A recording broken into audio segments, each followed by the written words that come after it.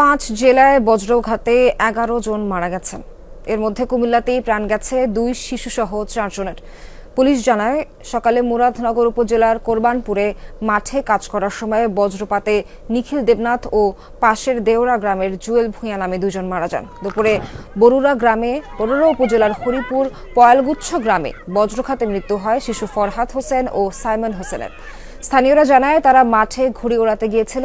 বজ্রঘাতের ফলে গুরুতর আহত হওয়ার পর হাসপাতালে নেওয়া হলে চিকিৎসক তাদের মৃত ঘোষণা করেন। এছাড়া কিশোরগঞ্জের অষ্টগ্রামে 3 জন, নেত্রকোনার কলমাকান্দা ও মদনে বজ্রাঘাতে প্রাণ গেছে আরও 2 জনের। এছাড়া সুনামগঞ্জ এবং নোয়াখালীতেও 2 জনের মৃত্যু হয়েছে বজ্রপাতে।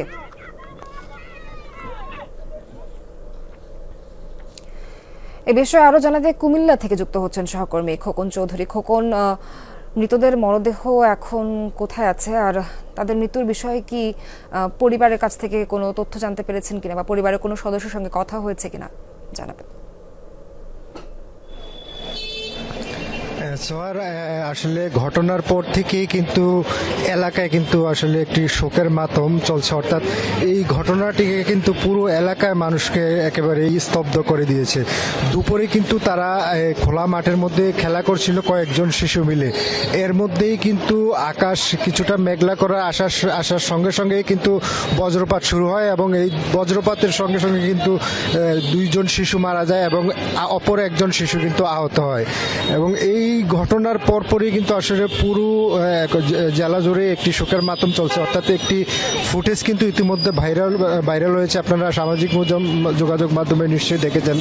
সেই ফুটেজে কিন্তু দেখা যাচ্ছে যে এই ঘটনার পরপরই শিশু দুটির পিঠ থেকে কিন্তু ধোঁয়া উঠছে। ফলে এরপর থেকে কিন্তু এর পরবর্তীতে আরেকটি ঘটনা সকালেই ঘটেছে কুমিল্লার মুরাদনগর উপজেলায়। সেখানেও কিন্তু 2 জন কৃষক বজ্রপাতে নিহত হয়েছেন। ফলে অর্থাৎ 4 জনের আজকে মৃত্যু হয়েছে কুমিল্লা জেলায়। তো ফলে কিন্তু আসলে জেলা জুড়েই কিন্তু একটি শোকের মাতম চলছে। সাম্প্রতিক সময়ে কিন্তু আসলে বজ্রপাতে এই ধরনের ঘটনার চোখে পড়েনি এমনটি কিন্তু সাধারণ মানুষ জানিয়েছেন। এছাড়া শিশুর পরিবারের পক্ষ থেকে সবাই কিন্তু আসলে শোকে স্তব্ধ। ফলে তাদের পক্ষ থেকে এখন পর্যন্ত কোনো ধরনের কোনো বক্তব্য বা কোনো কিছুই আমরা পাইনি। তবে পুরো এলাকা জুড়েই কিন্তু একটি শোকের মাতম চলছে। এছাড়া বিশেষ করে সরকারি বিভিন্ন উদ্যোগে কিন্তু তাদের খোঁজখবর নেওয়া হচ্ছে, এতটুকু আমরা এখন পর্যন্ত জানতে পেরেছি। সোহার, খোকন, ধন্যবাদ।